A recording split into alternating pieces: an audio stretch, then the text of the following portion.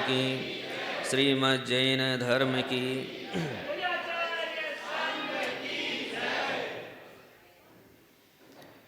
मुझे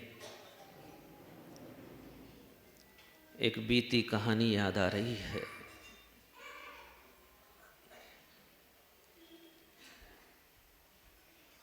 वह कहानी जीवन में एक प्रश्न खड़ा करती है और वो कहानी का अंत उस प्रश्न का समाधान होता है। ये बीती हुई कहानी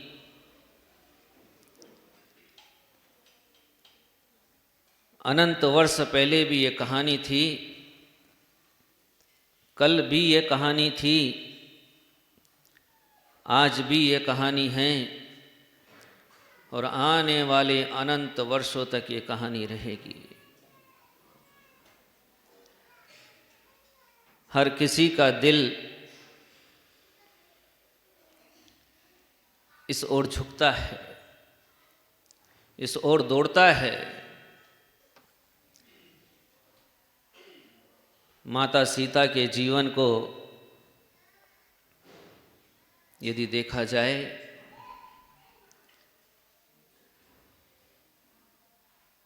तो ऐसा कह सकते हैं कि इस कहानी से वो जीवन पूरा आवृत था।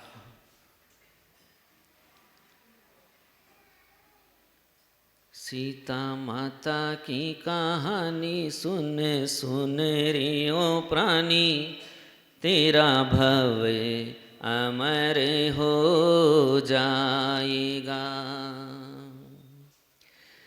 सीता माता की कहानी सुन सुन रे ओ प्राणी, तेरा भव अमर हो जाएगा।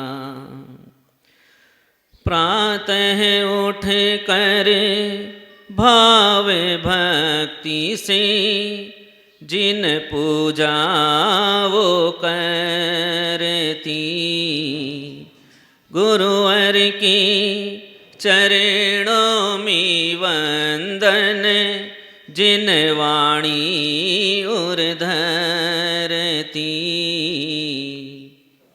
सीता माता की कहानी सुन सुन रे ओ प्राणी, तेरा भव अमर हो जाएगा। वन के भीतर बैठी बैठी सोच रही है कब से,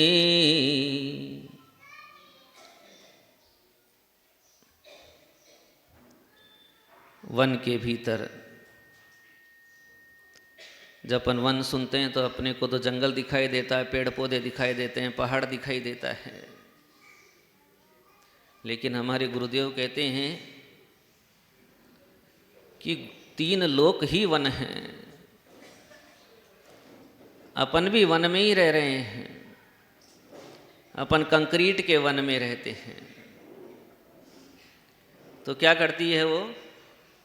वन के भीतर बैठी बैठी सोच रही है कब से, अश्रुधारा रोक नहीं पाती, कष्ट पड़ा जीवन में, मैं दुखियारी दुख से दुखी हूँ, मैं दुखियारी दुख से दुखी हूँ। जाऊँ कहाँ इस वन में। उसके मन में प्रश्न उठ गया कि इस दुख से मेरी मुक्ति कैसे हो। घनघोर दुख आया है, पूरा जीवन ही दुख से भरा पड़ा है और मन में अब विचार आ रहा है कि इस दुख से मैं कैसे दुखी हूँ।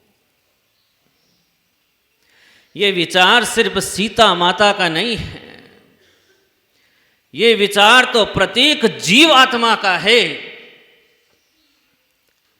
जब आप सवेरे सुबह उठते हैं और उठने के बाद अपने पुत्र को उठाने जाते हैं तो उसका अभिभाषण सुनकर के आपको दुख होता है। सुबह ऑफिस जाना होता है और पत्नी भोजन समय पर नहीं देती तो दुख हो जाता है। पत्नी ने भोजन अच्छा बनाया और पति ने तारीफ नहीं की तो दुख बढ़ जाता है। दुखों से भरी दास्तान है। ऐसा कोई जीव शेष नहीं जिसके जीवन में प्रति क्षण प्रति समय दुख नहीं हो। कभी घुटने के दर्द का दुख है तो कभी बेवण जी बीमार हो गई है, उसे देखने जाने का दुख है। आज सुबह मुझे मालूम पड़ा, सुबह ही मुझे मालूम पड़ा, 6 बजने में 3 मिनट बाकी थी, उस समय एक खबर आई कि पाठशाला के एक सज्जन की बेवण जी बीमार है और उनको देखने जाना है। बेवण जी बीमार है इसका भी दुख है और देखने जाना है इसका भी दुख है। हाँ? है या नहीं?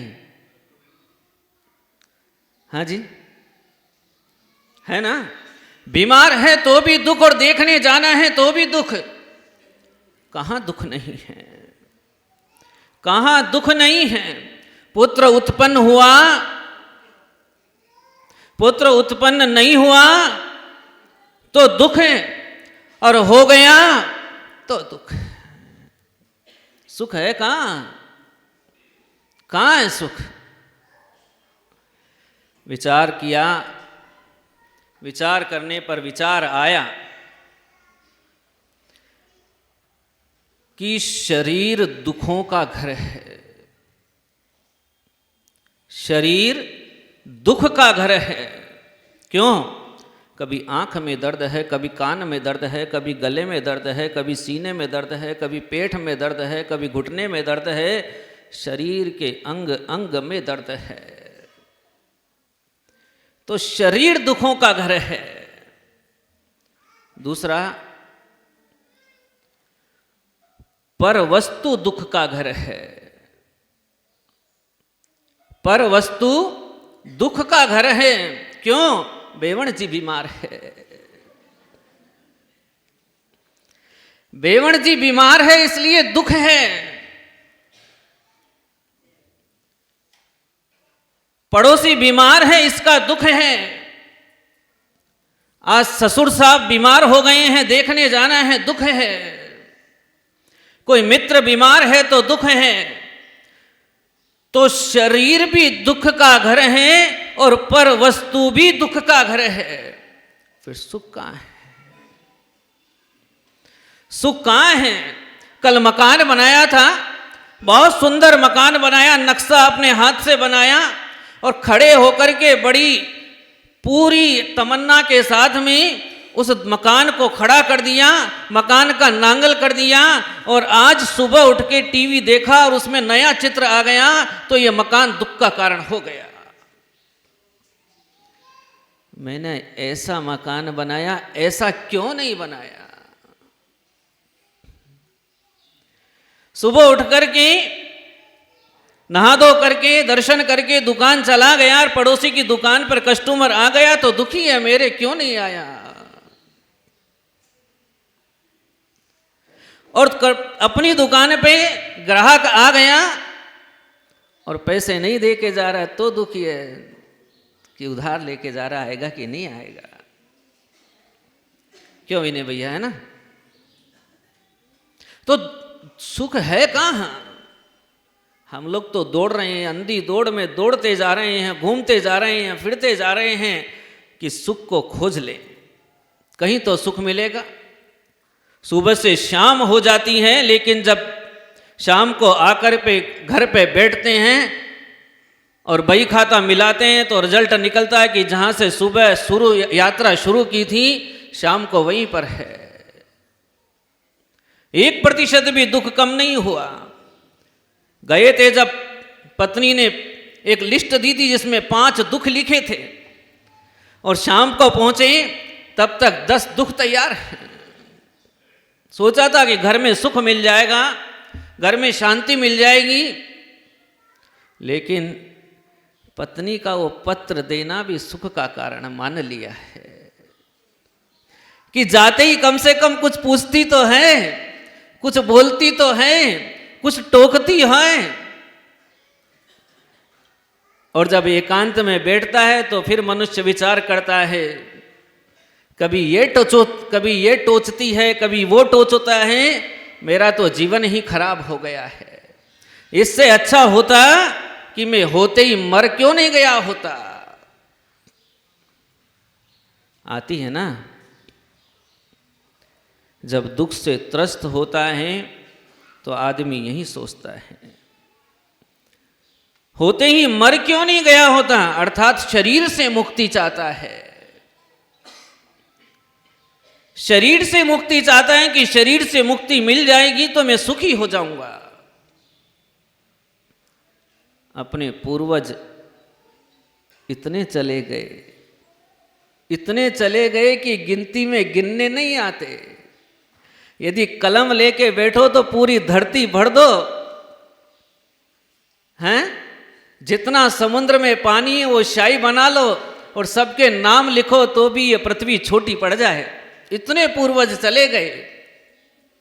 यदि शरीर का छूट जाना मात्र सुख होता तो सारे सुखी हो गए होते। शरीर का छूट जाना सुखी नहीं है। तो अर्थ ये हुआ कि शरीर से मुक्ति मिल जाए